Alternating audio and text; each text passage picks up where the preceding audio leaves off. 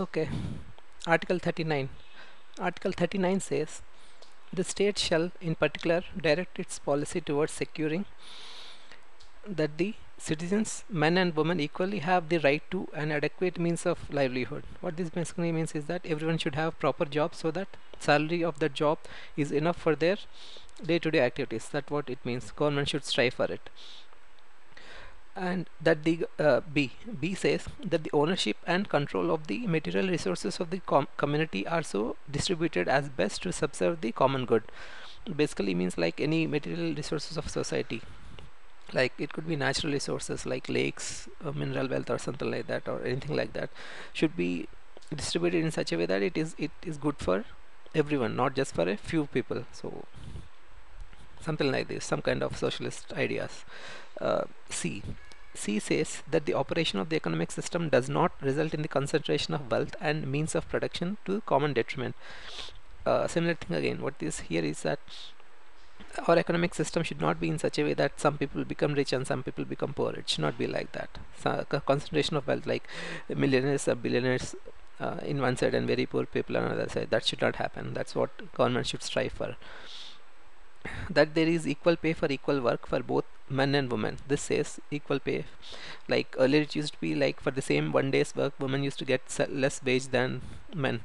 That should not be allowed. Like if a woman works for one day, she should get same salary as a man gets for one day. That's what it says. Next, E. It says that the health and strength of workers, men and women, and the tender age of children are not abused, and that citizens are not forced by economic necessity to enter avocations unsuited to their age or strength. What it means is that just for the sake of money, like let's say a person is very poor, so just to earn his livelihood, he should not do any activities that are unhealthy, like for example working in unhealthy coal mines. Just because a person is poor, he should not be forced to work on very dangerous coal mines. Same thing for children, like uh, just because a child is poor, he should not be allowed to work in any dangerous situation or something like that. So economic situation should not be a criteria, like some kind of protection. Government should strive for that, that health and tender age of children are not affected by their poverty. That's what it means. F.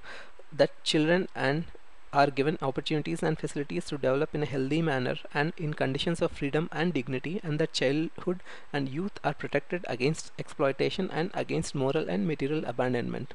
Same thing again, a little bit detailed. Basically, it says it should maintain the freedom and dignity of childhood, and they should not be exploited. Government should strive for decreasing their exploitation of children. Next, Article 39A. Article 39A, if you see, like this was inserted later through an amendment. It says the state shall secure that the operation of the legal system promotes justice on a basis of equal opportunity, and shall in particular provide free legal aid by substitutable legislation or schemes or in any other way to ensure that opportunities for securing justice are not denied to any citizen by reason of economic or other disabilities. What this basically means is that any person should be uh, allowed to go to any court and seek his justice. And just because a person is poor, it should not happen that he can't afford a lawyer and he cannot get justice. So this particular article gives free legal aid. That means some kind of free lawyers or something like that should be provided for any person. That's what this says. And once again, it's a DPSP, not enforceable. That means government, if possible, should provide such facilities to every person, but there is no compulsion of the government.